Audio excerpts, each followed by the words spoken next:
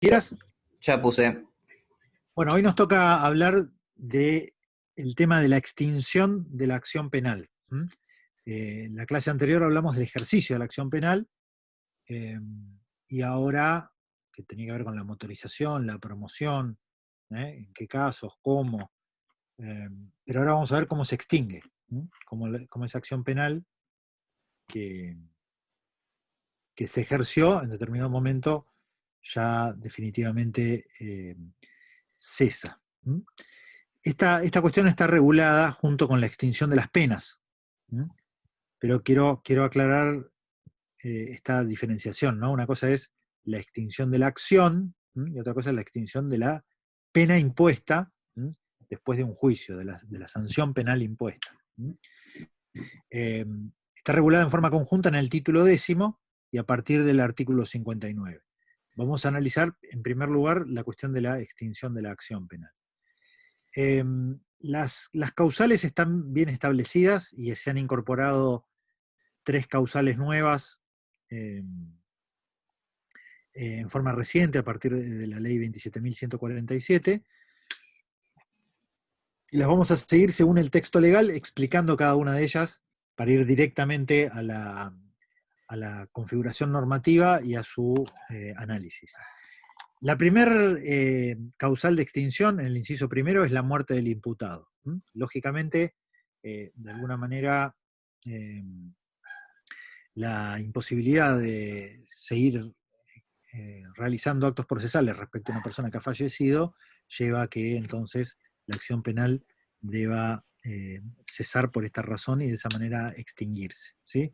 Obviamente que la extinción de la acción penal en este caso no alcanza a personas que pueden estar coprocesadas, sino solamente a quien ha fallecido.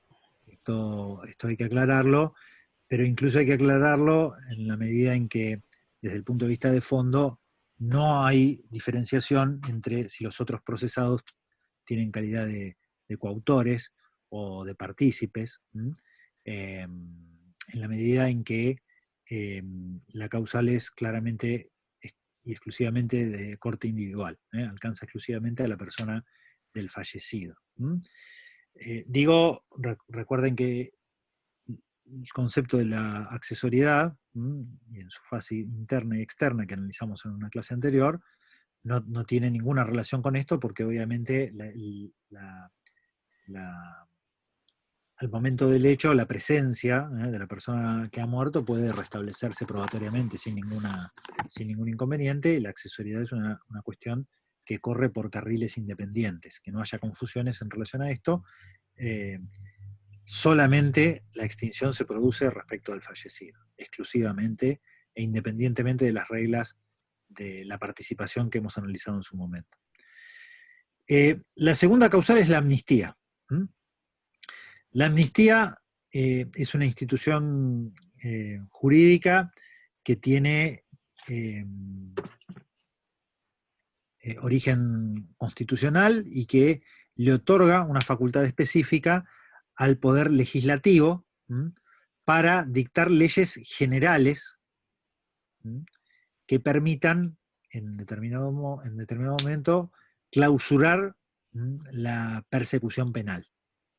En este caso, entonces, la extinción penal, la extinción de la acción penal se produciría por el dictado por el Congreso de la Nación de una ley de tipo general. No puede abarcar un número de casos o un número de personas, sino que simplemente tiene que tener un efecto general y abstracto como toda ley, y que impida la continuidad en el ejercicio de la acción penal respecto de ese segmento que está, sobre el cual está arreglando. Puede alcanzar una cantidad de delitos.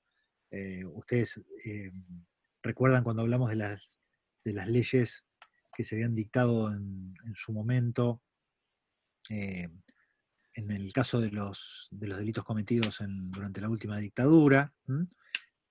Previsiones que son, insisto, generales y abstractas, y que diferencian claramente con otra institución que vamos a analizar un poquito más adelante, que tiene una relación directa con la extinción de la pena, y que es el indulto.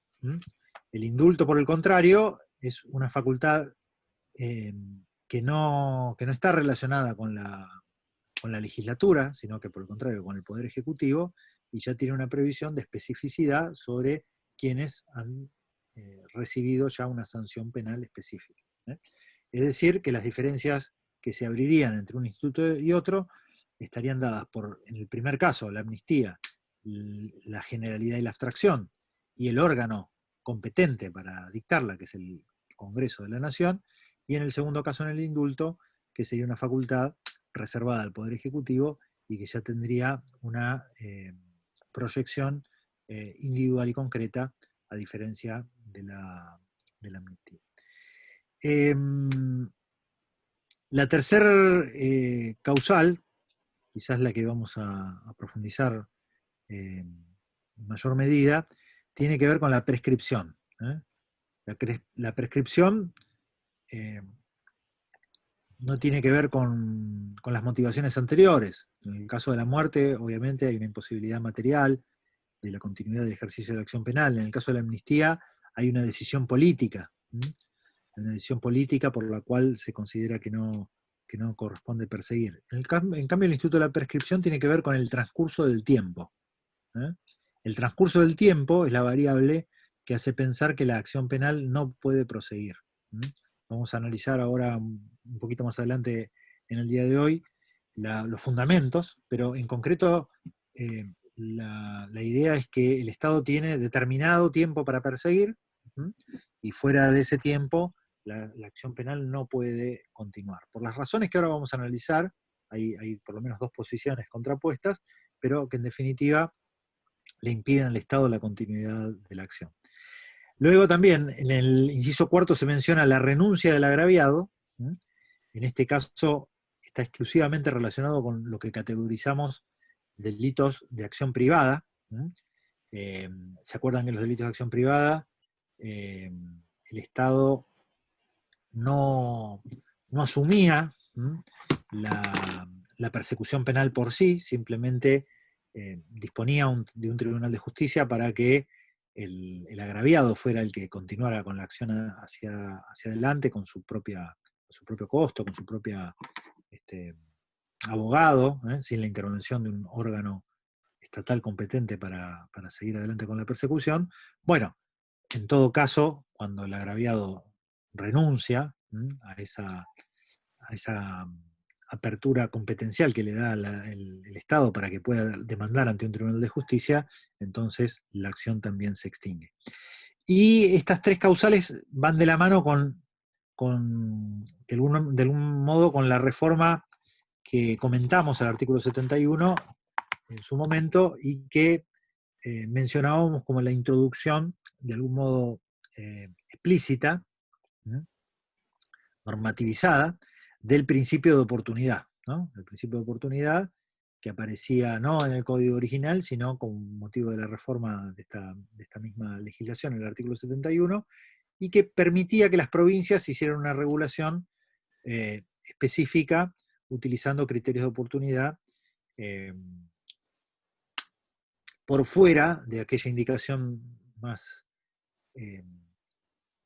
amplia que daba el Código Penal original, que era la persecución de todos los delitos, ¿no? Lo que llamamos principio de oficialidad. Bueno, con arreglo a la reforma que permite que efectivamente, según las reglas procesales que se fijen en los ámbitos o por las legislaturas locales, existan criterios de persecución, también entonces la acción penal cesa cuando se utiliza alguno de estos criterios. El artículo 5 es bien explícito en este sentido, porque utiliza la expresión oportunidad. Dice, se extingue la acción penal por aplicación de un criterio de oportunidad de conformidad con lo previsto en las legislaciones procesales correspondientes. ¿Ven cómo directamente se relaciona una cuestión con otra? Por ejemplo, habíamos hecho una referencia a una norma que está prevista en el Código Procesal de la Provincia de Buenos Aires, que nos interesa a nosotros, en la cual el fiscal podía archivar las actuaciones cuando consideraba que el hecho no tenía una significancia o una relevancia jurídica trascendente como para seguir adelante con el ejercicio de la acción penal. Bueno, la figura del archivo es una figura que por su naturaleza jurídica, esto lo van a estudiar en Derecho Procesal Penal, ¿no es cierto? Pero por su naturaleza jurídica no pone fin a la acción penal. La deja abierta. La deja abierta. Y el propio Código de Procedimientos, por ejemplo, permite que haya archivos condicionados, es decir, archivos por los cuales el fiscal no persigue, pero le pide a alguien que quede sujeto a alguna condición. Por ejemplo, alguien va a intentar hacer un hurto en un supermercado. El fiscal archiva el proceso, pero le dice que durante un año no concurra a ese supermercado. Considera que es una condición adecuada para evitar conflictos y que entonces la posibilidad de que el principio de oportunidad juegue un papel importante desde el punto de vista social se puede concretar con esta regla. No persigo, no uso recursos del Estado en forma innecesaria, pero impongo una regla por parte del fiscal que utiliza ese principio de oportunidad que tiende a la pacificación o a la satisfacción de la satisfacción también de una necesidad de quien puede estar involucrado, el comerciante involucrado en el caso y tal. No es un caso muy importante, pero obviamente para el damnificado puede haber alguna regla que pueda ser interesante para la pacificación o para la evitación de, de nuevos inconvenientes o nuevos conflictos o nuevos agravios. Bueno, eso puede pasar durante un tiempo determinado, el archivo queda condicionado a un tiempo, pero cuando pasa ese tiempo, entonces la acción penal se extingue. ¿Se entiende? El principio de oportunidad, por la figura del archivo, abre un periodo donde el proceso queda sujeto a alguna alia determinado, y pasado el tiempo que se especifique en la regla que va a normativizar la situación, entonces la acción penal se extingue. Este sería una clara aplicación del inciso quinto. Bien, la fórmula procesal se llama sobreseimiento, eso lo van a ver en su momento también, donde el archivo se convierte en un sobreseimiento, en este caso por el cumplimiento de la regla, por el transcurso del tiempo, por lo que fuera. Ahí hay una aplicación virtuosa del principio de oportunidad porque no se cargó con una estigmatización sobre la persona que pudo haber estado involucrada en un hecho menor, el Estado no orientó recursos innecesariamente hacia hechos de menor gravedad y los reservó para hechos de mayor gravedad, y una persona que estuvo involucrada en un conflicto, que pudo ser victimizada, obtuvo también una satisfacción, y cuando la condición o el tiempo fijado para el cumplimiento de la condición se cumple, la acción penal queda extinguida. ¿Se entiende? Esa sería la lógica que tiene este inciso.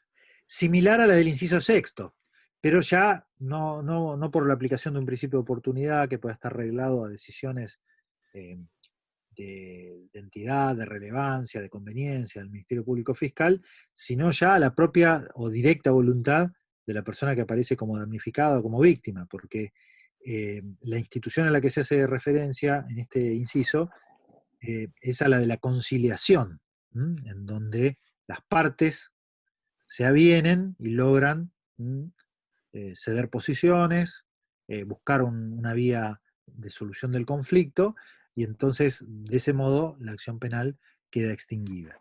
O la reparación integral del perjuicio. Disculpe, doctor, ¿qué artículo y del qué código? ¿Código procesal penal de la provincia? No, estamos hablando del Código Penal.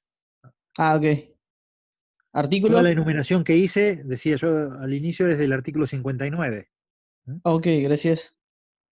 El artículo 59 habla de la conciliación. O la reparación integral del perjuicio. Pero agrega, de conformidad con lo previsto en las leyes procesales correspondientes.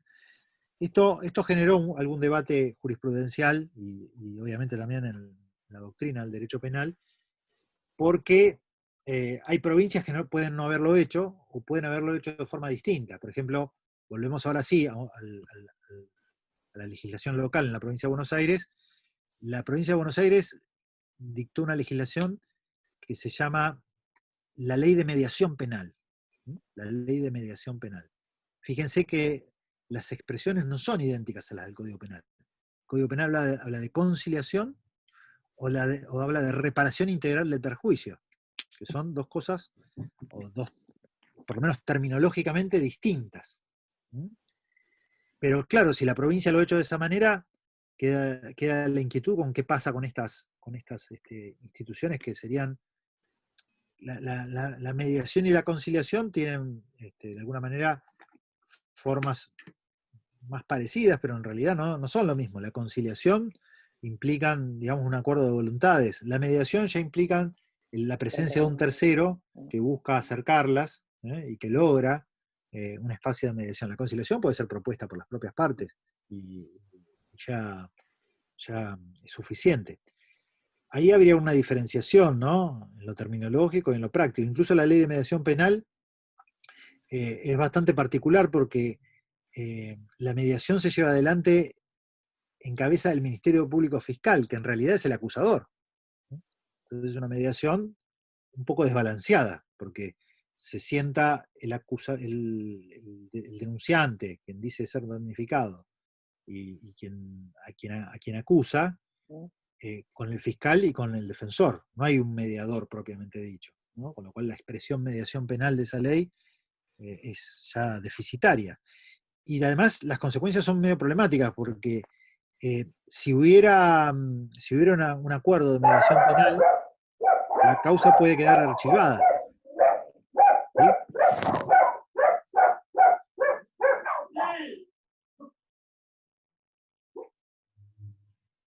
Ahí estamos, sí. La causa puede quedar archivada, ¿no? Pero ¿qué pasa? Si no hay mediación, el fiscal puede seguir adelante con la acción penal. Con lo cual, digamos, ese desbalanceo se fortifica, porque de alguna manera hay cierta presión. O se hace un acuerdo o la persona acusada queda sometida al ejercicio de la acción penal, ¿no? Estas son algunas correcciones que deberían hacerse en la legislación local. Pero lo concreto es que hay dos formas de interpretar el artículo 59 sexto. O bien uno dice, si la norma dice que es de conformidad con lo previsto en las leyes procesales correspondientes, y la provincia no ha dictado una ley específica de conciliación o de reparación integral, no se puede aplicar este instituto de la extinción de la acción penal. Sería una forma de interpretación. U otra forma de interpretación que han utilizado algunos tribunales es decir que la conciliación o la reparación integral del perjuicio ya quedan consagradas como fórmulas de extinción de la acción penal y que si la provincia se ha demorado o todavía no lo ha hecho, hay un derecho subjetivo a lograr la extinción si alguien repara integralmente el perjuicio, ¿no? Hay por lo menos dos fallos que yo conozca en donde se le ha dado autonomía en la Nación y en la provincia de Buenos Aires a la idea de la reparación integral del perjuicio, en ambos casos con acuerdo de la víctima, ¿no? En ambos casos con acuerdo de la víctima, para extinguir la acción penal independientemente de que la legislación local, desde el punto de vista procesal, todavía no haya dicho nada sobre este aspecto en forma específica. Son dos fallos que, bueno, van haciendo punta en la jurisprudencia, que no son la aplicación normal o regular, pero que de alguna manera exponen una forma distinta de interpretar este inciso sexto, que a mí me parece bastante correcta y bastante razonable, porque no sería lógico que porque haya una demora legislativa o porque la provincia utilice una terminología distinta o un procedimiento distinto, en el caso en que hubiera una conciliación o una reparación integral, en donde la víctima esté satisfecha, no se pudiera cerrar el asunto, ¿no? Claro que en uno de los casos que yo les traigo como ejemplo, se había tratado de supuestos delitos graves, ¿no? Y ahí podría ser que hubiera algún tipo también de discusión o de reparo, pero como hablamos también con el ejercicio de la acción, me parece que la variable tiene que ver con la ponderación de las características del caso que tenga que hacer el funcionario que tiene que resolverlo, ¿no? Es decir, si se trata de un homicidio, se trata de un delito, en este caso se trata de un homicidio en grado de tentativa, uno de ellos, ¿no? Eh, ¿Es factible entonces que con la sola reparación a la víctima, económica o pecuniaria, entonces el Estado ya no persiga más el hecho?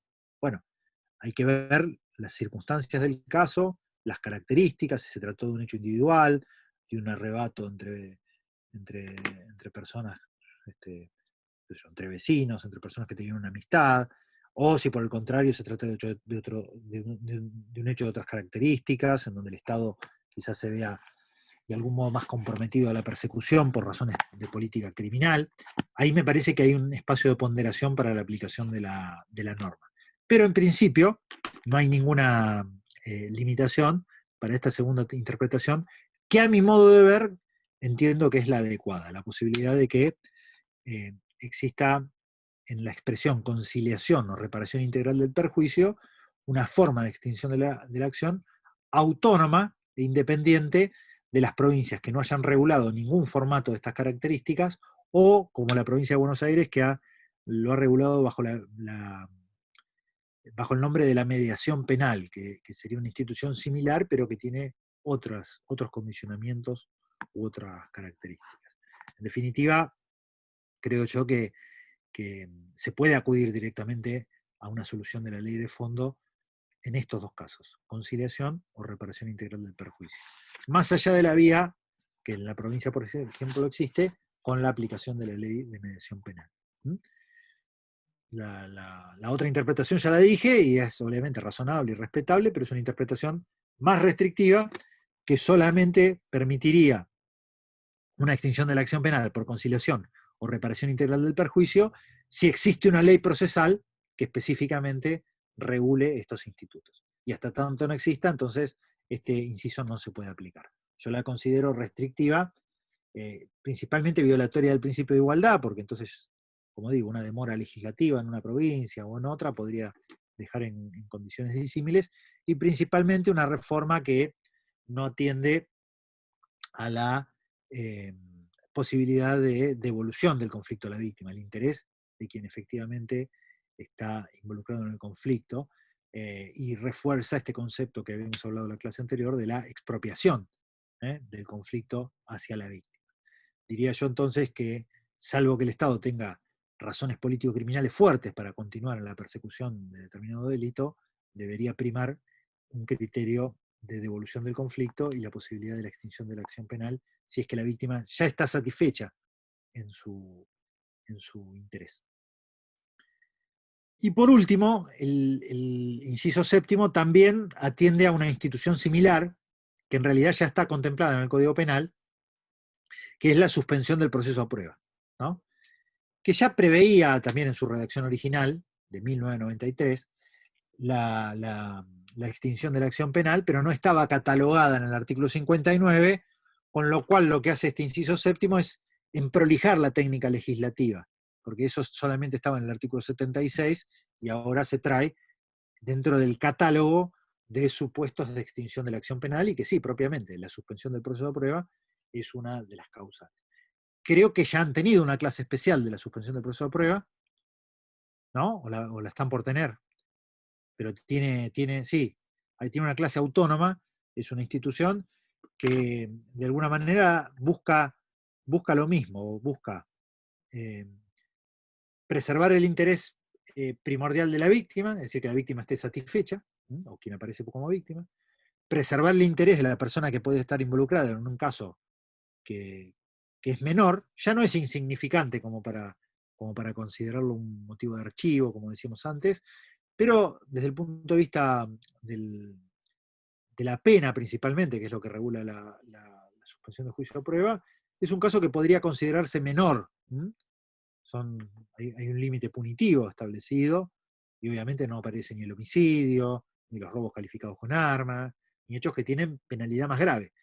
Entonces, en ese ámbito de criminalidad menor, se busca también la posibilidad de que una persona no esté estigmatizada con una condena penal, sino que si repara económica o simbólicamente, a quien apareció como persona damnificada, pueda obtener esta suspensión del proceso a prueba. Que por ahí se ha escuchado en los medios de comunicación, se habla de la probation, en realidad esa expresión no es la expresión de la ley es la suspensión del proceso de prueba, que es, bueno, someter a la persona durante un tiempo a que realice una serie de condiciones. Y también el tercer fundamento está dado con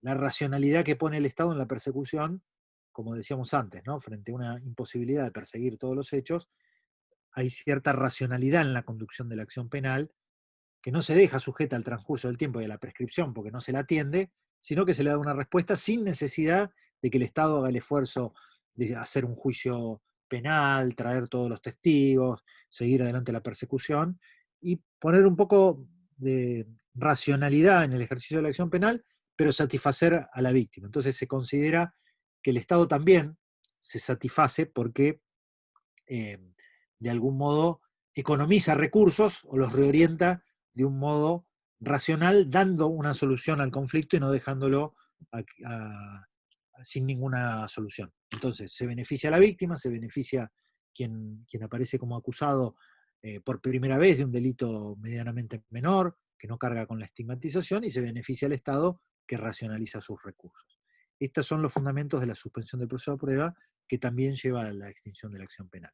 Con lo cual, estas tres últimas causales, 5, 6 y 7, tienen que ver con esta idea, ¿no? Por vía de la aplicación de un criterio de oportunidad, en el que el fiscal decide si sigue adelante con la acción penal o no, por la satisfacción de la víctima a través de una conciliación, una reparación integral del perjuicio, o por este instituto particular de la suspensión de juicio a prueba, que contempla todas estas finalidades, si estas objetivos de la ley están cumplidos, entonces la acción penal, en el tiempo que corresponde, se extingue. Y luego, bueno, los ratifico otra vez, los 4 primeros tienen que ver con la muerte, con la decisión política de no perseguir determinado tipo de casos, pero con una decisión que lleva entonces la participación popular o de la sociedad, se necesita una ley del Congreso para dictar una amnistía general, la prescripción, el transcurso del tiempo, que ahora lo vamos a analizar en sus fundamentos y en sus consecuencias normativas en forma específica, o la renuncia del agraviado, que en el delito de acción privada ya no quiere seguir. Estos son, entonces, los supuestos de extinción de la acción penal. ¿Correcto? ¿Preguntas, dudas?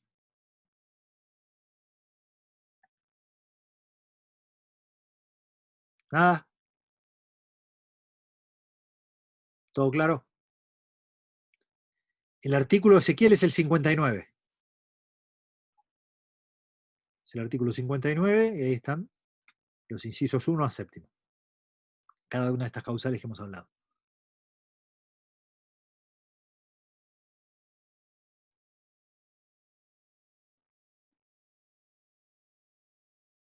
Bien, si no hay otra pregunta, vamos a ver algunos de los efectos de cada una de las causales, ¿no? Dice el artículo 60, la renuncia de la persona ofendida al ejercicio de la acción penal solo perjudicará al renunciante y a sus herederos. Está hablando del inciso 4. Está hablando de la renuncia del agraviado en los delitos de acción privada.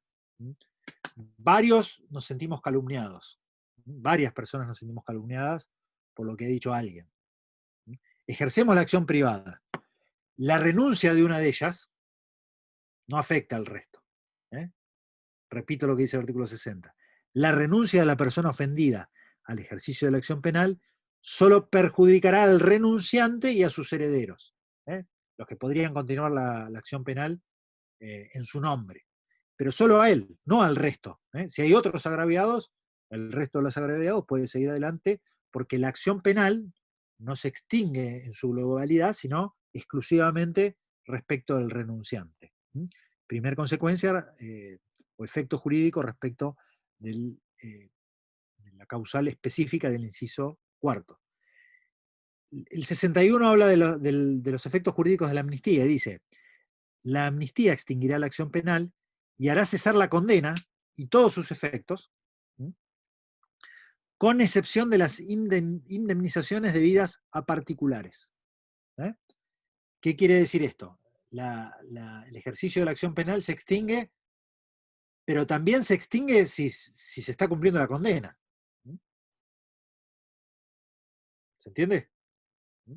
Se proyecta también sobre la condena dictada.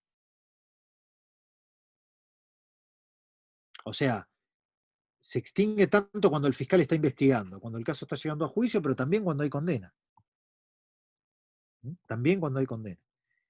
Pero, y hace cesar todos sus efectos, dice. Pero cuidado, no los efectos civiles, sino solo los penales.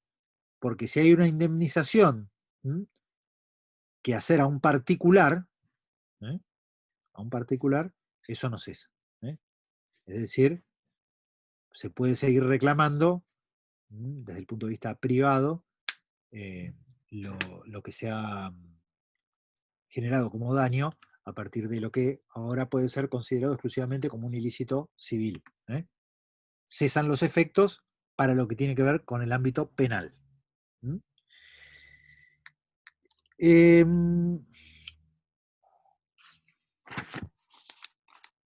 El artículo 68 regula la figura del indulto.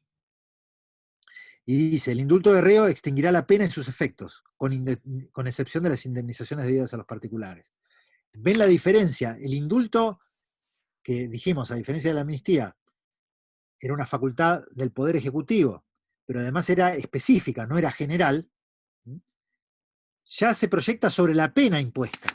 A diferencia de la extinción de la acción penal, que es sobre la acción penal en general, para todos los que pueden estar involucrados sobre esa clase de delito, pero incluso a los que han sido condenados, el indulto se proyecta sobre alguien que está penado, una persona específica que está penado. ¿Se entiende? El indulto es específico, ya sobre una pena. Pero tampoco hace cesar las obligaciones de orden civil, es decir, la indemnización no cesa, sino solo los efectos penales. Ahí está la diferencia y está la similitud. Y ahora vamos a la causal más problemática o que tenemos que analizar con más detalle, que es esta causal que tiene que ver con la extinción de la acción penal por el transcurso del tiempo, que llamamos prescripción, que ustedes la habrán estudiado ya en el orden civil, los que han cursado, me imagino que todos, ¿no? Han hecho derecho civil, no sé si, pero creo que es necesario, pero que bueno, tiene una regulación distinta, y tiene unos fundamentos también que pueden ser vistos de forma distinta, porque obviamente acá juega la pena y los efectos de la pena. Hay dos tipos de fundamento. Uno que se le llama teoría procesal, o fundamentos procesales, o de forma, de por qué, del fundamento, por qué se extingue la acción penal por el transcurso del tiempo, y el otro es un argumento de fondo o penal, que también busca fundamentar el porqué del ejercicio de la extinción del ejercicio de la acción penal. El argumento de forma dice que en realidad el transcurso del tiempo diluye las posibilidades de que la persecución penal pueda ser eficaz. De algún modo, la posibilidad de reconstruir la prueba, de traer a testigos, de alcanzar la verdad que se busca con el proceso penal, ya se ve diluida si transcurre un tiempo determinado sin que el proceso o la acción penal avance hacia la posibilidad de la realización de un juicio. Este sería un fundamento que, como ustedes ven, es claramente de índole procesal.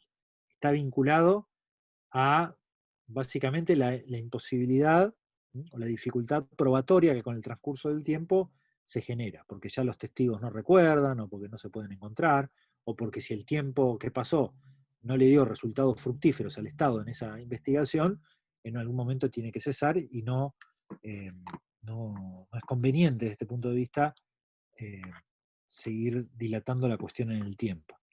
Porque también la contracara de este problema es el derecho de la persona acusada, ¿no? Una persona está acusada, sometida al ejercicio de la acción penal, sospechada, usted está sospechado de que han cometido un homicidio. y el Estado no avanza, no trae nuevas pruebas. Bueno, en algún momento me tienen que dar una solución, me tienen que decir si yo cometo, porque si no siempre quedo sujeto a sospecha, a un estigma, a una incertidumbre jurídica, a la posibilidad obviamente de tener consecuencias lesivas en mis derechos en función de esa situación o de esa condición. Entonces también, desde este punto de vista, la contracara aparece con el derecho de la persona que está imputada. Todo esto son argumentos que van del lado procesal, o del lado de la forma del proceso, o del ejercicio de la acción penal. La de fondo el otro fundamento, es un fundamento que tiene que ver más con eh, las necesidades de pena, ¿no? Es decir, lo que se piensa es que si la pena tiene algún tipo de fundamento válido, desde el punto de vista preventivo, o incluso pensándolo desde el punto de vista de la justicia, las teorías retributivas, ¿se acuerdan de las teorías preventivas y las teorías retributivas? Bueno, pasado determinado tiempo ya ese efecto se pierde. Si no hubo una reacción penal en tiempo, ya la idea de imponer una sanción va perdiendo efecto, ¿no? Porque dice, miren, la verdad que una, una, una, una sanción que podría haber tenido su sentido cuando se, se impuso en forma tempestiva, ya impuesta 10, 15, 20 años después, cuando las personas han cambiado, cuando la víctima ya no se acuerda ni siquiera del hecho, cuando una persona quizás ha hecho su proyecto de vida completamente distinto a lo que ocurrió en aquel momento, y el Estado llega en forma tardía, después de mucho tiempo, a querer imponer una sanción penal, ¿con qué sentido? El fundamento de la pena pierde de alguna manera sentido, ¿no? Por eso a este fundamento le decimos fundamento penal o de fondo, a diferencia del otro que es un fundamento de forma. Bueno, sobre esto obviamente se imaginarán ustedes que ha habido infinidad de discusiones teóricas, doctrinales, jurisprudenciales, porque los que se dedican o nos dedicamos al derecho penal nos gusta hacer todo este tipo de cosas, y en definitiva creo que ambos fundamentos son válidos, ¿no? Ambos fundamentos son válidos, ¿no? En determinado momento el Estado tiene que garantizar la seguridad jurídica y definir qué es lo que sucede, y lo tiene que hacer tanto porque no tendría sentido llegar con una pena tardía en el tiempo, ¿no? Una persona que tiene 60 años hoy, venir a castigarla por un delito que ha cometido este, cuando tenía 20, eh, podría perder sentido, salvo los supuestos de imprescriptibilidad que ahora vamos a discutir, parecería que podría perder sentido, y que tampoco el Estado va a seguir buscando este, testigos o pruebas, porque sería ineficaz y porque tampoco tendría, desde este punto de vista, sentido, salvo ahora que vamos a analizar, que es lo que se llaman los juicios de verdad, ¿no? Que buscan la verdad del caso y no la imposición de una pena. Pero en definitiva, fundamentos materiales o fundamentos formales, ambos pueden servir para fundamentar el porqué de la prescripción o de la extinción de la acción penal por el transcurso del tiempo. ¿Correcto? ¿Bien? Bien, la excepción son los delitos imprescriptibles, porque precisamente hay razones que tienen que ver con la necesidad de imponer una sanción, en estos casos, que hacen que esos delitos no puedan prescribir. Son sanciones de peso. ¿Por qué?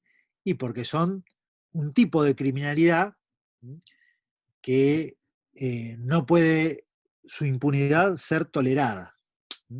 Son absolutamente excepcionales. Pero efectivamente la sociedad no puede tolerar su impunidad. ¿Cuáles son? No dependen de parámetros de evaluación o de ponderación, sino dependen estrictamente de pautas normativas, aunque esto tiene ciertas ambigüedades. Convenciones internacionales que establecen específicamente la imprescriptibilidad de algún tipo de delitos. Yo les voy a mencionar las dos que establecen esta situación. La primera tiene que ver con los delitos de lesa humanidad. Y la convención, que forma parte hoy ya de nuestro texto constitucional, que es específicamente una convención de 26 de noviembre de 1968, que es la Convención sobre la imprescriptibilidad de los crímenes de guerra y de los crímenes de lesa humanidad. Que el Congreso Nacional sancionó incorporándola a través de la ley 24.584. Pero que además, el 20 de agosto de 2003, le doy las fechas precisas, por ley 25.778, le otorgó jerarquía constitucional. Entonces acá no hay duda. Acá las reglas de la prescripción no juegan. ¿Por qué? Y porque este es un delito imprescriptible. Delito de lesa humanidad es un delito muy especial que compromete de alguna manera no solamente a individualidades o a un conjunto de personas, sino que compromete específicamente, por el tipo de criminalidad, a una vocación de terminar con algún grupo o algún colectivo.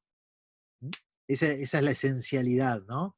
Más allá de su, obviamente, de su ligazón con la actividad de algún poder estatal, como criminalidad de Estado, así se la categoriza desde el punto de vista criminológico, principalmente tiene que haber, obviamente, una vocación para, puede ser por razones eh, raciales, puede ser por razones políticas, puede ser eh, por razones ideológicas. eh, la motivación, digo el holocausto, ¿no? Motivación étnica, pero digo, matanzas en el África, los delitos de nuestra dictadura militar, ¿no? Razones políticas, étnicas, políticas, ideológicas, lo que fuera. Pero hay una vocación de exterminio de un enemigo, ¿no? Esa sería una categorización criminológica sobre esta categoría. Claro, y a partir de esto se desarrolla todo lo que es el derecho internacional, ¿no? Es decir, estatutos, por ejemplo, el famoso Estatuto de Nuremberg, para la persecución de la criminalidad de Estado nazi, pero también el Estatuto de Roma, que trata de regular el derecho penal internacional para la persecución de este tipo de delitos, que es una fórmula específica, habla de los crímenes de guerra también, hay categorizaciones ahí paralelas en el Estatuto de Roma, pero desde el punto de vista normativo, lo concreto es que nosotros tenemos incorporado al texto constitucional por el Congreso de la Nación la Convención de la Imprescriptibilidad de lo que se llaman crímenes de guerra y crímenes de lesa humanidad. Esa es la categorización concreta que está en nuestro ordenamiento jurídico. El segundo punto,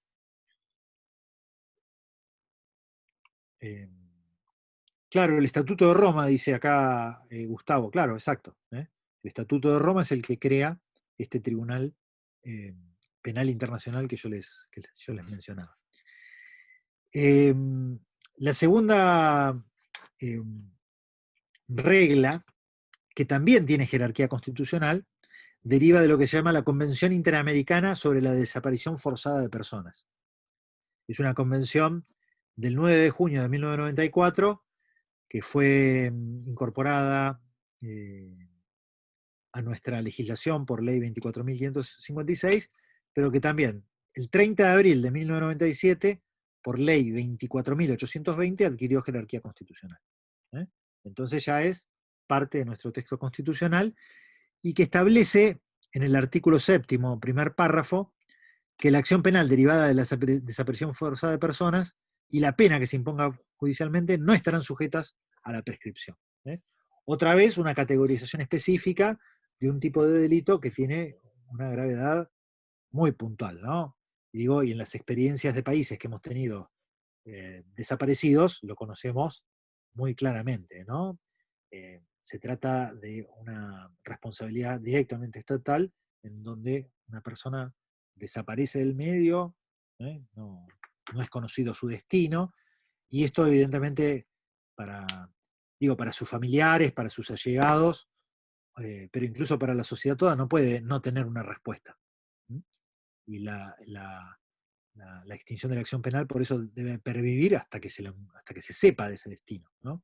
Hoy todavía, nosotros, a pesar de que se ha llevado adelante una política de persecución y castigo relevante en relación a lo que pasó en la última dictadura militar, tenemos muchos casos que todavía no se conocen los destinos de esas personas y que obviamente ya la categorización de lesa humanidad de esos delitos impediría la prescripción de la acción penal. Pero el hecho de que una persona siga sin conocerse su, su, su destino, eh, ya también es una causa autónoma para que el delito no prescriba.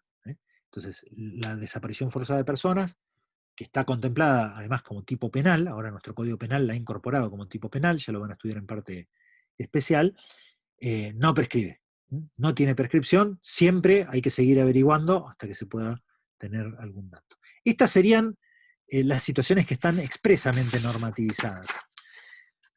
Luego hay alguna jurisprudencia ya un poco más problemática porque eh, al no estar expresamente contenido en una norma, la categorización pasa a ser un poco más ambigua, ¿no? En particular, la Corte Interamericana de Derechos Humanos, en un caso llamado Barrios Altos, ¿eh? Contra Perú, es un caso del año 2001, 14 de marzo de 2001, habló de la contrariedad con la Convención Americana de Derechos Humanos de las leyes de prescripción o amnistía, ¿m? En los casos de graves violaciones a derechos humanos. Ven que la expresión ya es un poco más ambigua, ¿no? Porque uno dice, bueno, crimen de guerra está definido en el derecho internacional. Crimen de lesa humanidad está definido en el derecho internacional. Perfecto. Desaparición forzada de personas está definida expresamente en el derecho internacional, pero además en un tipo penal específico, ¿no? Y digo, como delitos de lesa humanidad, ustedes saben que pueden categorizarse los homicidios, eh, lo que sería un homicidio desde el punto de vista de la legislación local, la propia desaparición forzada, la tortura, etcétera, etcétera, según la legislación internacional. Es decir, tenemos un parámetro normativo para saber qué excepcionamos. En cambio, la expresión graves violaciones a derechos humanos es de una ambigüedad bastante compleja y se ha utilizado en algunos casos, ¿no? Eh, incluso en el caso argentino, se ha utilizado para continuar la persecución por fuera de los límites temporales que establecía la legislación en el conocido caso Bulacio. Han oído hablar del caso Bulacio porque, bueno, es un caso muy famoso de los años 90, en donde estuvo involucrado eh, bueno, una intervención policial, ¿m? Un comisario responsable de esa intervención policial, en las inmediaciones, no sé si, no recuerdo si es a la salida o al ingreso, de un recital de rock del grupo famoso Los Redonditos Rock de Ricota, ¿no? Entonces, por eso se ha hecho muy conocido, muy famoso el caso. Se hace una racia masiva, una persona va a una comisaría y, bueno, en definitiva, aparece muerta, ¿no? Eh, el juzgamiento del comisario responsable de ese de ese caso, en un caso que fue cerrado varias veces, reabierto, con muchas negligencias en la investigación, la Argentina fue condenada por esas negligencias, pero en las idas y vueltas el caso había prescripto según el tiempo establecido en la legislación penal argentina. Y bueno, la Corte Interamericana le ordenó al Estado argentino hacer un juicio para determinar la responsabilidad de ese comisario, diciendo que como se trató de un caso de grave violación a los derechos humanos, debía dejarse de lado la legislación interna y llevarse adelante. Y la Corte Nacional dictó un fallo, que bueno, no, no vamos a entrar en detalles, pero sobre el cual eh, no terminó de adherir a esa expresión, sino que simplemente lo que dijo es que como había una orden de la Corte Interamericana, debía hacerlo. Lo que quiere decir es que la Corte Suprema no adhirió a la idea de que si el delito es un delito que implica una grave violación a derechos humanos, entonces no hay prescripción, sino que simplemente dijo, como es una orden, vamos a cumplirla. ¿eh? Distinto si la Corte, cuando recibió el caso, la Corte Nacional hubiera dicho, ah, sí, estamos de acuerdo, como es una grave violación de derechos humanos, hay que hacer el juicio. No, mandó el caso a hacer el juicio porque era una orden de la Corte Interamericana. Quiere decir que hoy la situación en el debate jurisprudencial y doctrinal está ahí, está con una categorización difusa, que no tiene sustento normativo, que tiene algún reflejo en la jurisprudencia de la Corte Interamericana, pero que todavía no ha sido recibida en nuestro orden local, por lo menos con este alcance. Esas serían las excepciones presentes, en las cuales hay un problema adicional, ¿no? Que se presentó en el enjuiciamiento que se reabrió a partir de la derogación. Ustedes saben cómo fue el proceso, ya contamos el proceso de las leyes de obediencia debida y punto final en la clase anterior, pero ustedes saben que hubo un proceso posterior de reapertura de los juicios. ¿Por qué? Porque inicialmente algunos tribunales dictaron la inconstitucionalidad de esas leyes, pero después fue el propio Congreso de la Nación el que dijo, estas leyes eh, han sido inconstitucionales, han afectado el derecho internacional, lo que se llama el derecho de gentes, y entonces no tienen ningún valor, deben reabrirse los juicios a pesar del transcurso del tiempo. ¿Mm? Y esos juicios se han reabierto, ustedes lo conocen, ¿no? Hasta el presente se siguen haciendo enjuiciamientos que van más allá de las juntas militares a las que se enjuició en su oportunidad en el año 1985. Bueno, ¿qué pasa?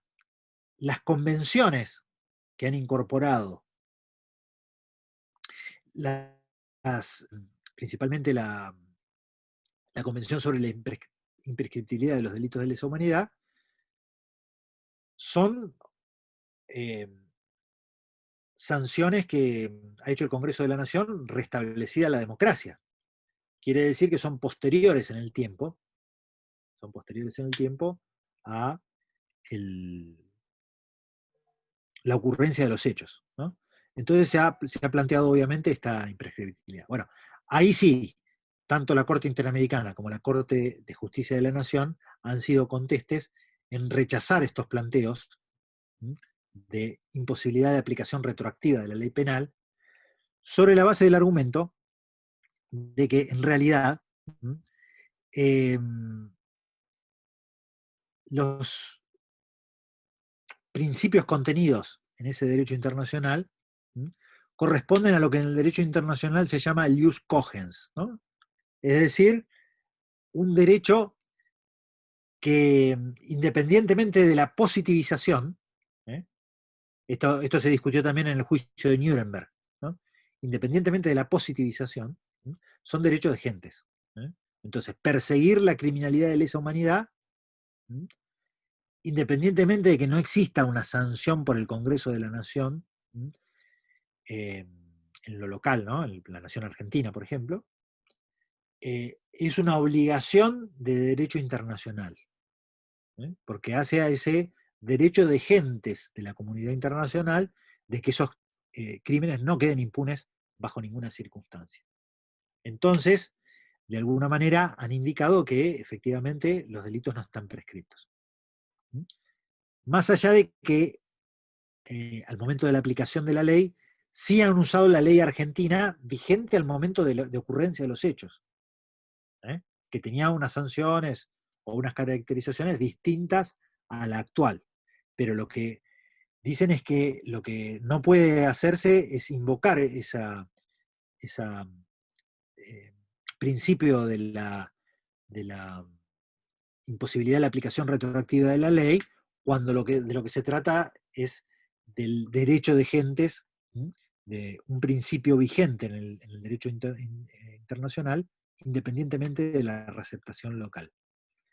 Ese es el estado de la discusión. Los fallos locales son conocidos, son los casos Priebke y Arencibia-Clavel. Esos son los casos en donde la Corte ha recibido el criterio, la Corte Nacional, ¿no? La Corte Suprema de Justicia de la Nación, ha recibido el criterio de la Corte Interamericana y ha dicho, bueno, acá no hay posibilidad de aplicación retroactiva de la ley penal. Eh, la convención que habla de la imprescriptibilidad de los delitos de lesa humanidad debe ser aplicada y entonces estos delitos pueden ser perseguidos. Ustedes conocen, se los comento muy rápidamente porque fue un incidente breve que se dio eh, eh, en el año 2016, si no me equivoco. Eh, con un caso que se llamó el caso Muiñas, ¿no? ¿Sí? Digo que ustedes lo deben conocer porque hubo una manifestación muy importante frente a la Corte Suprema porque la Corte Suprema eh, quiso aplicar, hay una legislación que establecía que el tiempo de prisión preventiva se computa doble. ¿Sí? Cada día de prisión preventiva, claro, el 2 por 1 dice Sonia, exacto. Cada día de prisión preventiva eh, se computa doble a los efectos del cómputo de la sanción penal.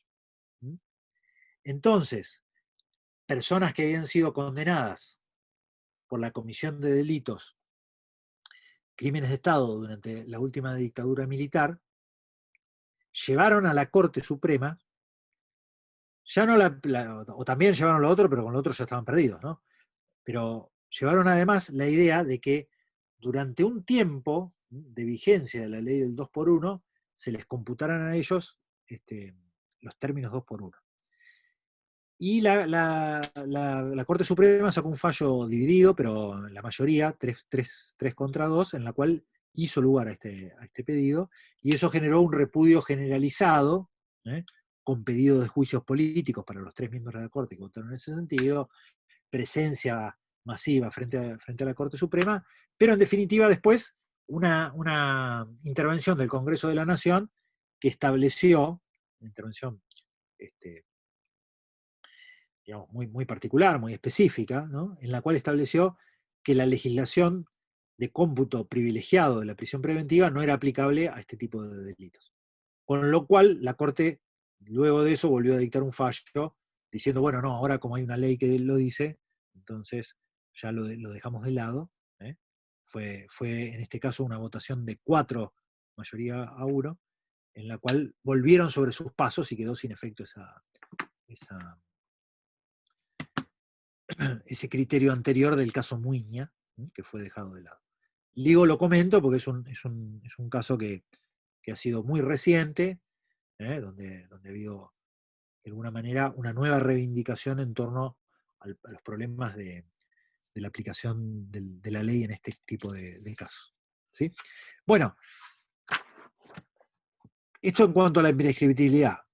Repasar simplemente, pero esto está en la ley, cuáles son los tiempos que establece la ley para la prescripción. Dice, cuando se trata de penas perpetuas, el tiempo de prescripción son 15 años. Es decir, que si pasan 15 años, la acción penal ya no se puede ejercer más.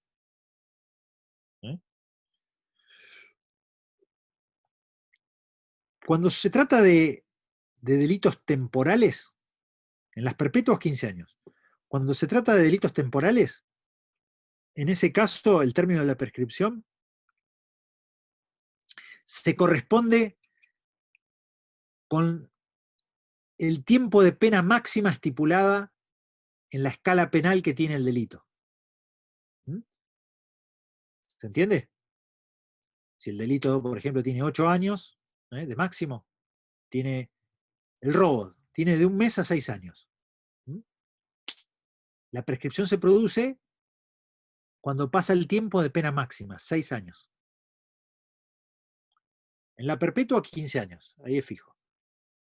En los que tienen penas temporales, al tiempo en que se cumple el máximo de la pena. Pero, dice el mismo artículo 62, inciso segundo, en ningún caso el término de la prescripción podrá exceder los 12 años ni bajar de 2 años. ¿Mm? Si el delito tiene, como la desobediencia, de un mes a un año, la prescripción empieza a correr a los 2 años, no al año. Porque nunca puede bajar de 2. Y si el delito, como en el homicidio, tiene de 8 a 25, prescribe a los 12, no a los 25, porque nunca puede bajar de 12. ¿Se entiende? Luego, en los hechos reprimidos con inhabilitación perpetua a los 5 años, en los hechos reprimidos con inhabilitación temporal al año, y en los hechos reprimidos con multa a los 2 años. Pero ahora vienen unas reglas específicas de cómo estos plazos se pueden suspender o interrumpir. Que son reglas procesales en realidad, pero vamos a repasarlas rápidamente según lo que dice la legislación.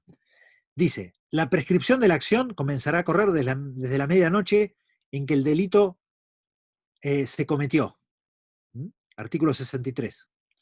O, si este fuera continuo, en que cesó de cometerse. Entonces, para computar el plazo de prescripción, tomamos como referencia el día que se cometió el delito. Pero, por ejemplo, acá dice la expresión es continuo. En realidad es una expresión, la expresión técnicamente correcta debería ser permanente. Por ejemplo, la privación ilegal de la libertad. Yo privo a alguien de la libertad. Lo empiezo a privar de la libertad hoy, pero lo mantengo cautivo durante un año. ¿Cuándo empieza a correr la prescripción? Y el primer día que se privó de la libertad a la víctima. Ahí empezó el delito. Cuando se libera la persona. Claro, porque el delito tiene efectos permanentes en el tiempo. Claro. En los delitos que son de consumación instantánea, es el día que se cometió. Perfecto, ahí no hay problema. Ahora, los delitos que tienen efectos permanentes en el tiempo, desde que cesó, porque la ilicitud continuó todo ese tiempo. Y recién cesó cuando yo fui liberado. Por eso dice, o si este fuera continuo, en que cesó de cometerse. Ahí empieza. Bien, primera regla.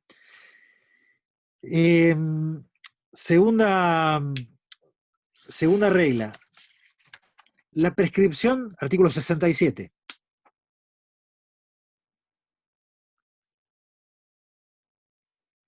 Dice Connie, si lo tuvo cautivo 12 años y no hay delito. Si lo tuvo cautivo 12 años, todavía no cesó de cometerse. O sea que sigue no empezó a correr el tiempo de la prescripción. Se puede seguir persiguiendo. Lo que no entiendo es la segunda parte que dice que no hay delito.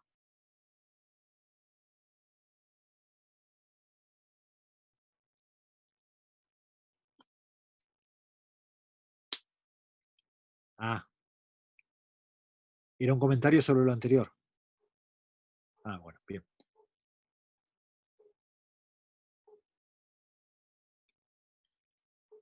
El artículo 67 trae las reglas de lo que se llama, si no lo tiene cautivo 12 años y no hay delito, era un comentario sobre lo anterior. Si corría desde el momento que lo privaba.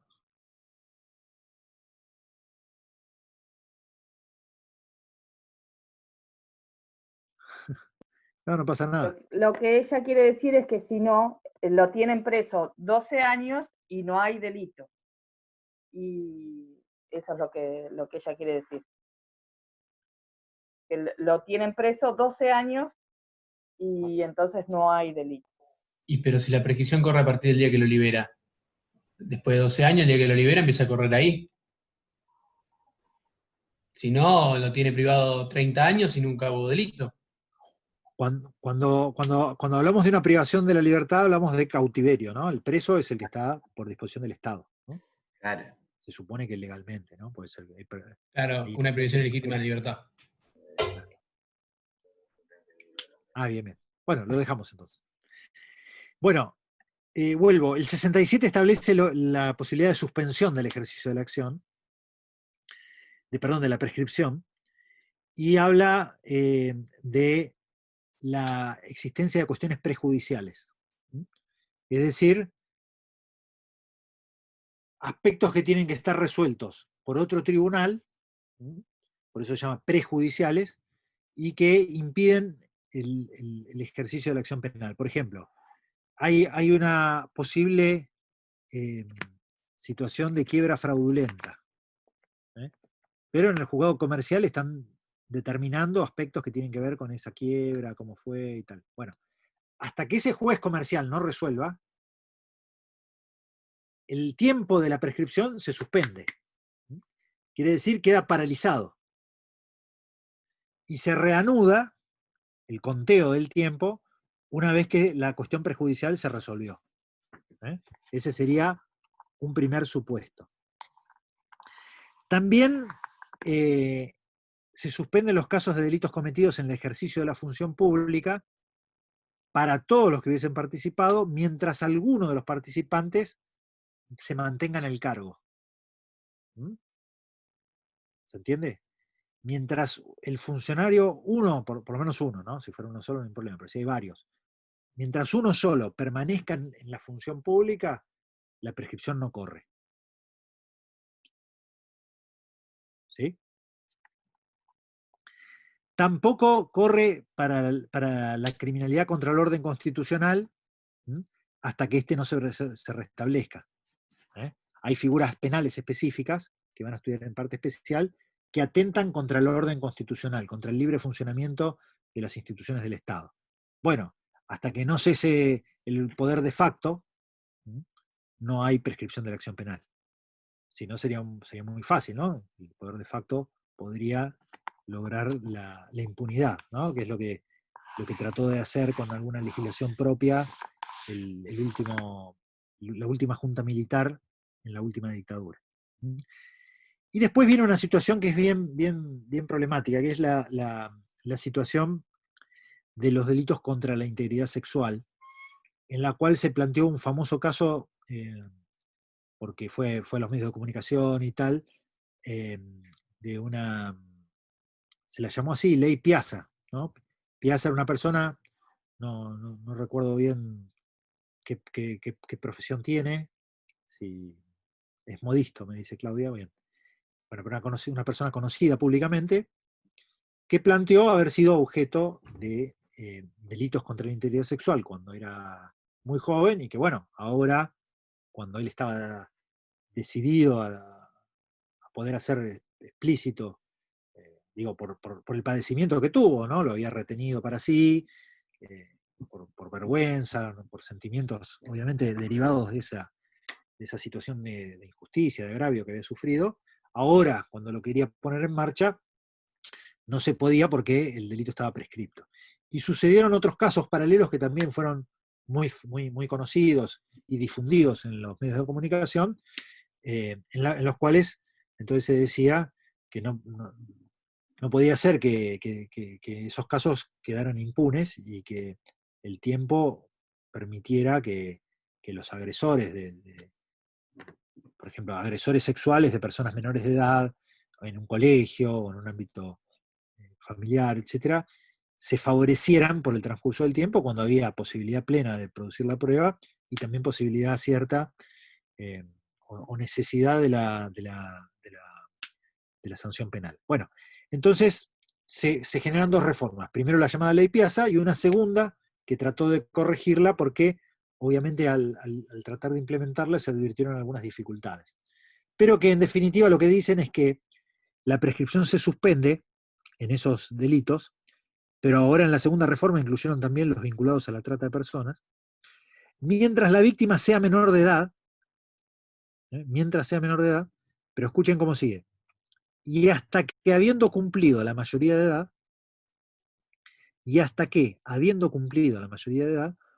formule por sí la denuncia o ratifique la formulada por sus representantes legales durante su minoría de edad. Es decir, es una fórmula que deja abierta la posibilidad que en cualquier momento, La ley Piazza no lo había hecho de esa manera, sino que suspendía la prescripción hasta la mayoría de edad. Pero luego se advirtió que eso era un error porque entre los 18 años y el momento en donde se podía reconstruir la prueba o la persona denunciaba el hecho y tal, podían pasar perfectamente los 12 años que establece la prescripción. Entonces ahora se dejó abierto, ya de un modo mucho más amplio, hasta que formule denuncia. Es decir, el primero pierde un poco de sentido. Hasta los 18 años de edad o hasta que, siendo mayor, por sí exprese la denuncia o ratifique la que hubieran realizado quienes son sus representantes, y en su momento el menor no quiso saber nada, por ejemplo, ¿cierto? Entonces esto deja abierta la posibilidad de la persecución penal de un modo muy amplio, ¿no? Porque ya ahí parecería que prácticamente hay una apertura hacia prácticamente un supuesto de imprescriptibilidad, ¿no? Que tiene que ser analizado. Gustavo dice la ley Bloomberg, pero en realidad la ley Bloomberg no ha incidido en esto particularmente. No incidió en esto, tuvo otro tipo de reformas, pero no en esto. Y luego, dice, si como consecuencia de cualquiera de los delitos indicados hubiera ocurrido la muerte del menor de edad, comenzará a correr desde de la medianoche del día en que hubiere alcanzado la mayoría de edad, ¿no? Esta es una regla también que quedó un poco atada a la forma de regular de la ley Piazza. Y la otra institución que incluye también el mismo artículo 67 es la interrupción. Una cosa es la suspensión y otra cosa es la interrupción. Porque la suspensión es durante un tiempo que no se ejerce y después se vuelve a contar. En cambio, la interrupción, hay determinados actos que van generando momentos de interrupción de la acción penal.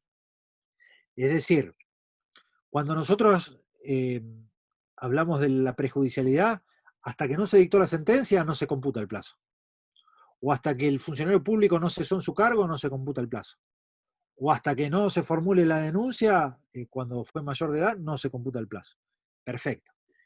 En cambio, en la interrupción hay actos procesales que lo que hacen es generar que el conteo empiece otra vez. Por eso acá hablamos de interrupción y no de suspensión.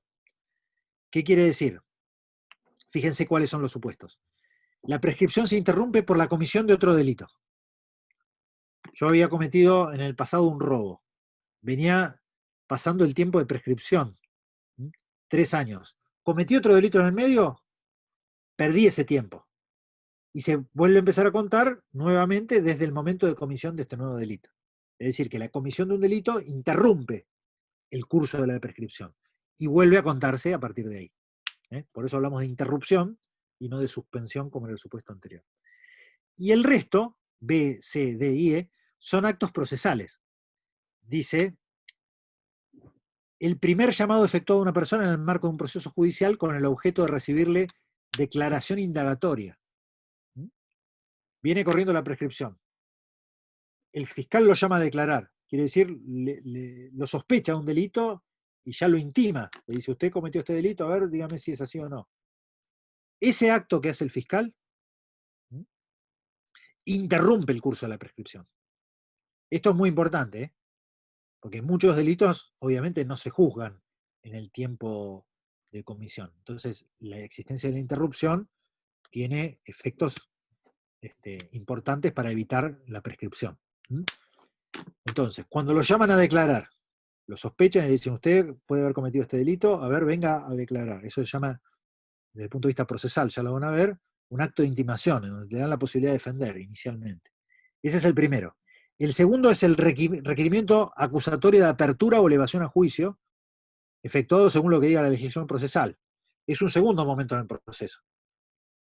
Primero te llaman a declarar a ver qué decís. Bueno, el fiscal sigue juntando pruebas y dice, no, este caso tiene que ir a juicio. Esto también interrumpe. Interrumpe cuando lo llama a declarar, pero interrumpe también cuando el fiscal pide el juicio. El supuesto siguiente es el auto de situación a juicio o auto equivalente. Es decir, no solamente cuando el fiscal pide el juicio, sino cuando a la persona se la cita a juicio. O sea, el tribunal que interviene le hace lugar a lo que dice el fiscal, que pide juicio, y la cita a juicio. El pedido fiscal de juicio y la citación a juicio también. Y finalmente, la sentencia condenatoria, aunque no esté firme. Es decir, una sentencia que está recurrida, va a la corte, interrumpe. Entonces, interrumpe el llamado a declarar, interrumpe el pedido de juicio del fiscal, interrumpe la citación a juicio que se le hace a la persona, e interrumpe la sentencia. Pero bueno, obviamente que entre acto y acto, si pasó el tiempo respectivo, puede haber prescripción, porque se trata de un supuesto de interrupción y no de suspensión. No es que hasta que no haya sentencia se suspendió, no, porque si no, no tendría sentido, ¿no? Son actos interruptivos, actos procesales. ¿Por qué? Porque demuestran que, aunque el Estado todavía no llegó a tiempo, está avanzando, está realizando actos procesales para llevar adelante el caso. Y no está perdiendo el tiempo, porque los hace en un tiempo que entre acto y acto no pasa el tiempo de la prescripción. Ahora, si entre acto y acto te pasó todo el tiempo de la prescripción, entonces ahí ya hay una deficiencia del Estado que no puede ser cargada sobre la persona sospechada y tiene que entonces ser prescripta la acción. ¿Se entiende? ¿Sí? ¿Está clarito? Bien. Esto es lo nuclear, lo específico. Lean muy bien la legislación y las cosas que yo les fui aclarando de cada norma. Pero acá es fundamental que manejen, no digo que de memoria, pero sí que establezcan con claridad estos supuestos que yo les dije. Primero, la diferencia clara entre suspensión e interrupción, ¿no? Eso debe estar claro. Los supuestos puntuales de suspensión y los supuestos puntuales de interrupción. Y luego, bueno, las particularidades de los delitos que no tienen prescripción sobre la base de los dos supuestos normativizados en las convenciones internacionales y este criterio un poco ambiguo y todavía no definitivamente asentado, que es la grave violación a los derechos humanos. Si quieren preguntar algo sobre esto, me dicen. Si no, cerramos el tema y vamos a hacer una pequeña referencia al tema de las agravantes específicas. ¿Preguntas o dudas de esto? ¿Reclaro? Sí. Bien. Bueno, perfecto. Repasen bien el texto legal. Bueno, les mandé a hacer unas búsquedas de jurisprudencia y alguien me mandó, creo que Ariel, me mandó ya por mail. La idea era discutirlos ahora, pero bueno, de todas maneras se los voy a pedir ahora, así que Ariel ya cumpliste de antemano, al resto me lo pueden mandar ahora.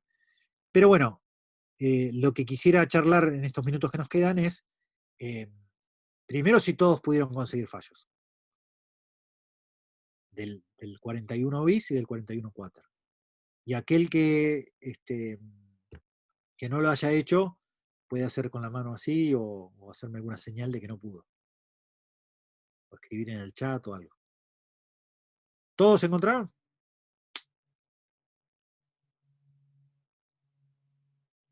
¿Sí? Si alguien no encontró, ponga en el chat o haga alguna seña o tome el micrófono o calle para siempre.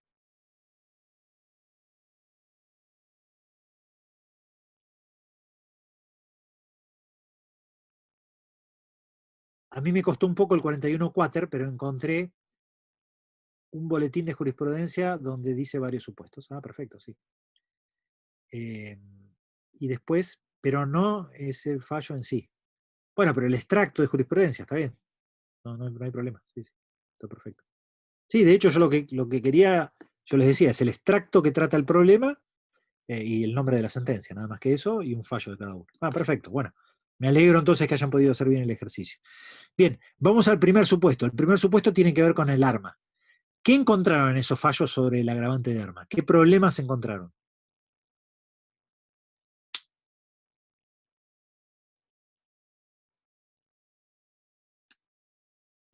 A mí me quedaron con respecto al tema del 41 bis, que le pasé el caso de Scaracini, creo que es, que, bueno, se da una situación en donde el abogado defensor plantea que no estaba bien interpretada la cuestión del 41 bis, teniendo en cuenta de que ya se lo había sentenciado por el 79, y en realidad lo que dijo Casación es que queda en claro que en el 79 se habla de matar a otro, pero no habla de un elemento, en este caso del arma de fuego, que lo que hace el 41 bis es venir a decir, bueno, a ver, vamos a diferenciar entre el 79, que es matar a otro, y de la manera en que lo matamos. Entonces ahí es donde se quedó claro. Perfecto. Y Valentín agrega la doble pena por el mismo hecho. Y ahí están los dos problemas principales, ¿no? que aparecen en la discusión teórica y en la jurisprudencia. Ahí las soluciones, obviamente una de ellas es la que acabas de decir, ¿no? Y que se va consolidando como mayoritaria, ¿no? Es discutible. El concepto acá central es lo que se llama la prohibición de la doble valoración, ¿no? Que la mencionaba Valentín. ¿Qué es la prohibición de la doble valoración? Que una misma circunstancia, de hecho, no puede ser valorada para agravarle 2 veces la pena a una persona. Entonces, si el delito en sí ya tiene como constitutiva el agravante del arma, no se le puede después venir a hacer una nueva agravación por esta agravante específica. Por esta agravante genérica, perdón. Si ya es la específica. El caso claro es el robo con el uso de arma de fuego. Porque el agravante es claramente específica. No es el robo por el uso de arma. Es el robo por el uso de arma de fuego. Entonces ahí no hay duda y no se puede, si ya se agravó en forma específica, agravar también en forma genérica.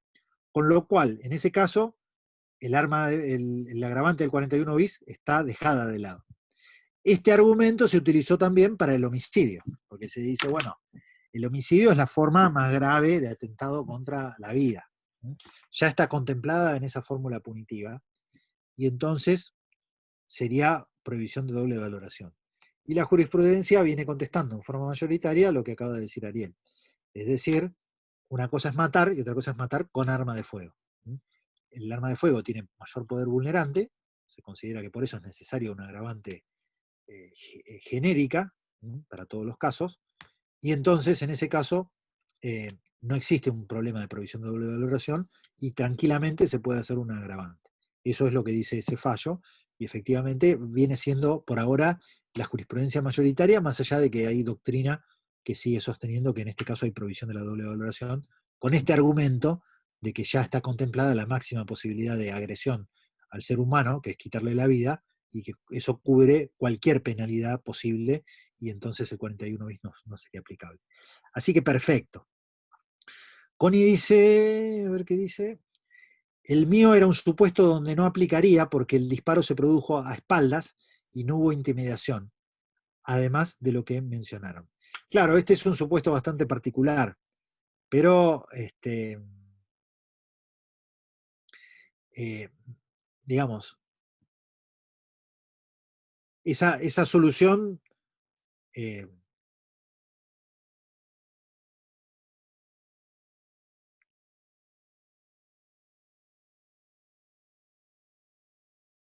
bien, Francisco complementa, se necesita que medie una intimidación dirigida hacia la víctima. El momento anterior al hecho en sí, también hablan de la interpretación del artículo. Claro, se habla también el motivo del legislador del fallo. Perfecto, claro. Es decir, la ley exige la intimidación, ¿no?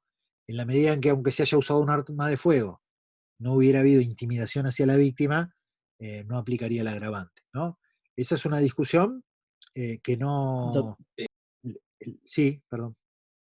Sí, en mi caso es eso, justamente, en caso del Supremo Tribunal de Justicia de la provincia de Chubut, donde una persona entra con una bolsa y ahí escondido usaba el arma que estaba cargada, tenía toda cargada, una calibre 38, y cuando entra distrae a la chica, a la empleada, y de ahí saca el arma y la intimida para llevarle hacia el lugar donde tenía el dinero. Y se encuentra con el dueño del lugar, quien se resiste a tirarse al piso, y entonces el actor del delito, ¿no?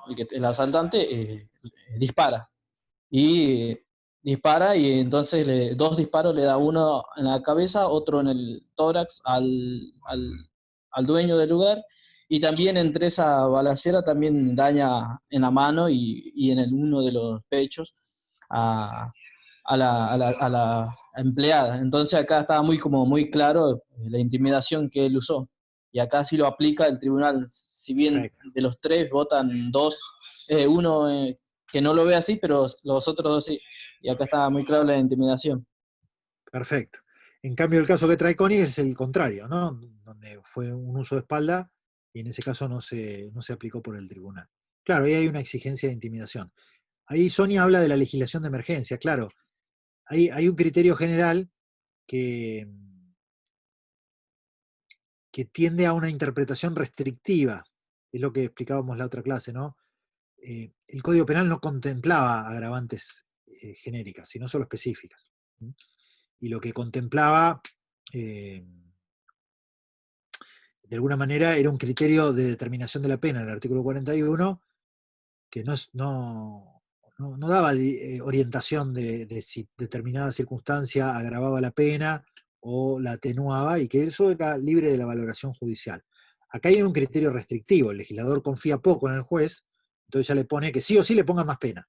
Sí o sí, póngale más pena. Dice Sonia, es legislación de emergencia. Claro, en definitiva no deja de ser una legislación que surge asistemáticamente, porque distorsiona el sistema de penas, no está en el código original, y por hechos que han ocurrido muy puntuales y que han generado alarma social, y por la emergencia de esa alarma social, por un hecho de que alguien usó un arma de fuego en la calle, y entonces no sé qué, se ha generado esta legislación. Entonces, en términos generales, cuando se trata de legislación de emergencia, se trata de hacer una aplicación restrictiva, ver para qué supuesto surgió y que efectivamente se aplique de una forma racional.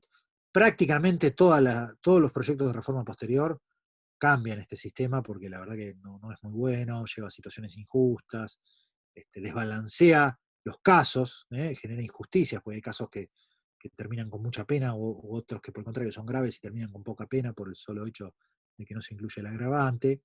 Es una técnica legislativa desaconsejada, pero que bueno, que por el momento tenemos en nuestra legislación. Pero perfecto, muy bien identificados los temas. Y luego en el 41 Quater, no sé qué problemas encontraron.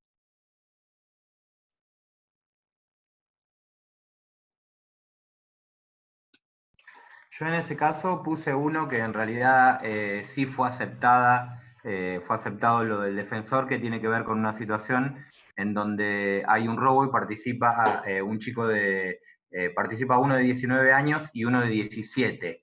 Entonces ahí fue aceptado el planteo de que no se tenía que tomar el aprovechamiento del menor teniendo en cuenta la poca distancia de edad entre uno y otro. Y me quedó la duda de que leí algunas cuestiones que hablan de que se puede tomar como un aprovechamiento de un menor cuando es acompañado por un mayor de 21. Bien, perfecto. Ahí hay dos cuestiones.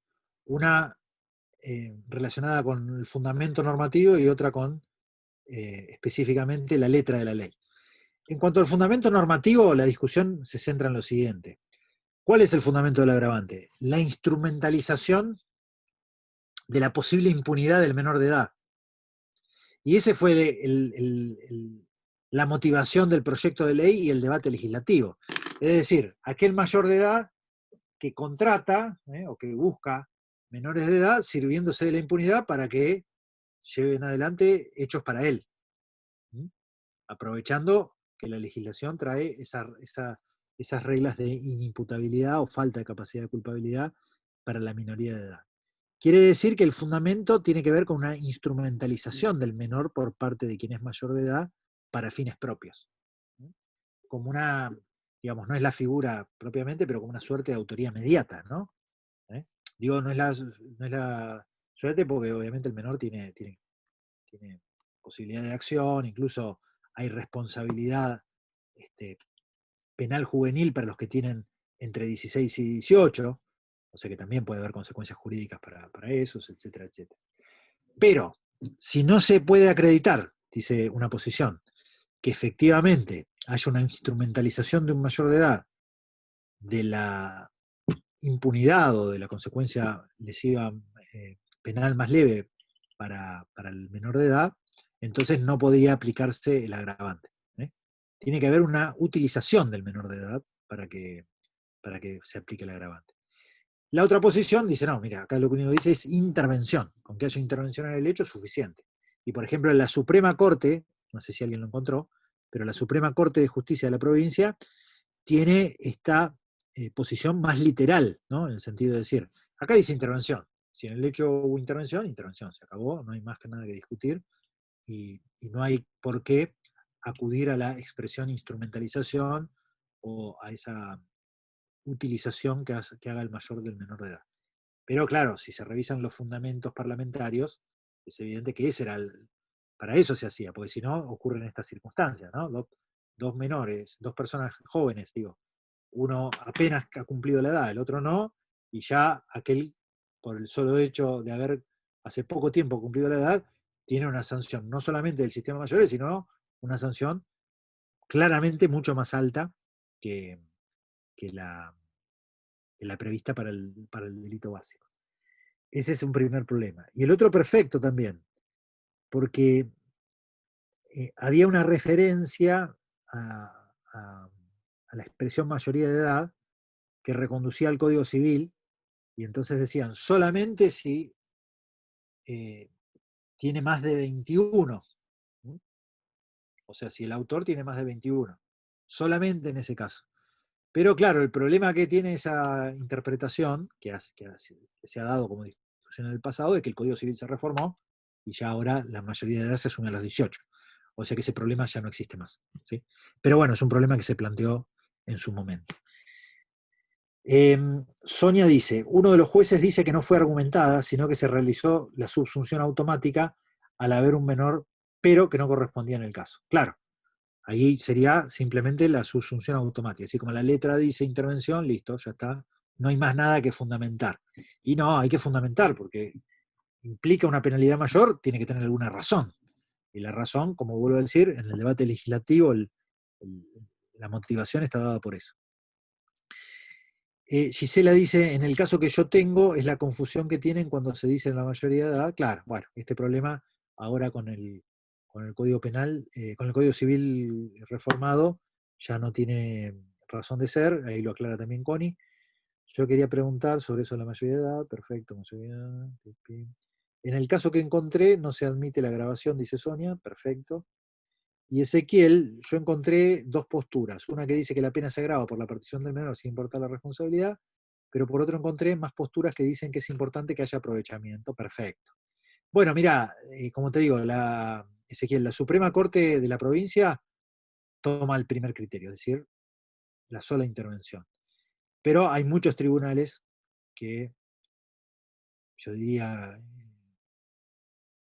no le podría dar preeminencia a ninguna de las dos posiciones, ¿no? Habría que hacer un estudio empírico, pero yo diría que hoy la jurisprudencia está dividida mitad y mitad. Esta famosa expresión de las dos bibliotecas, por el momento está así, y todavía no hay pronunciamientos definitivos. Hay algún pronunciamiento de la Corte Suprema que revisa el de la Corte de Provincia, es decir, la Corte de Nación, pero todavía no hay un fallo definitivo o que directamente ya no deje dudas sobre cómo se resuelve la cuestión. Para mí no caben dudas que hay que atender el fundamento, ¿no? Eso, desde ya que esa posición para mí es clarísima. Bueno, creo que son todos los comentarios. Si todos entonces han conseguido, mándenme, como decíamos, lo que han hecho con el fallo correspondiente, el extracto, solamente, un párrafo solamente, el extracto sobre el tema, y me lo mandan a gabrielbombini@gmail.com, que es el mail, mándenmelo, son 20, bueno, había 21 presentes, ahora somos 20. Yo espero recibirlos, los miro, y si veo que en alguno está errado, equivocado o algo, se lo devuelvo, y a los que estén bien, ya los damos por aprobados.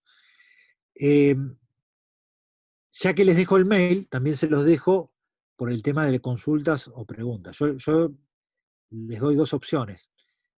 Hacer la revisión el 22 cuando el parcial es el 24 no me parece adecuado, ¿sí? Porque es muy encima y ya a esa altura hay que estar estudiando a fondo y no sacando dudas. yo creo que las dudas hay que sacarlas antes y ya habría que sacarlas en esta semana. Entonces, yo les dejo el mail para que me manden si tienen dudas de algún tema. Pero también si quisieran hacer algún Zoom, no sé, algún otro día, yo no tengo problema, pero no sé, ¿ustedes qué prefieren?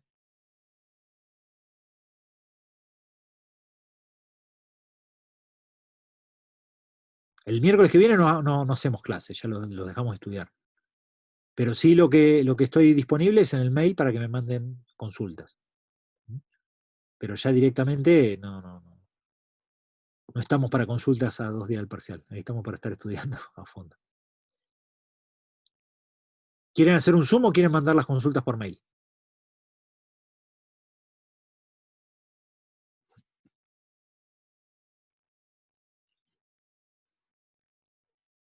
Bueno, manden por mail, ¿sí? Si vemos que hay dificultades, ¿eh?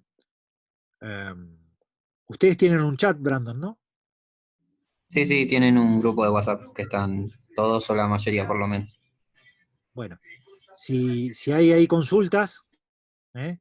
Que quieren hacer, me las hace llegar alguien desde ese chat, y ahí si vemos que si hay alguna duda generalizada o alguna necesidad así más generalizada, armamos algún Zoom en algún momento, aunque sea medio rápido, de un ratito, y si no, consultamos por el mail o por lo que pueden consultar por chat.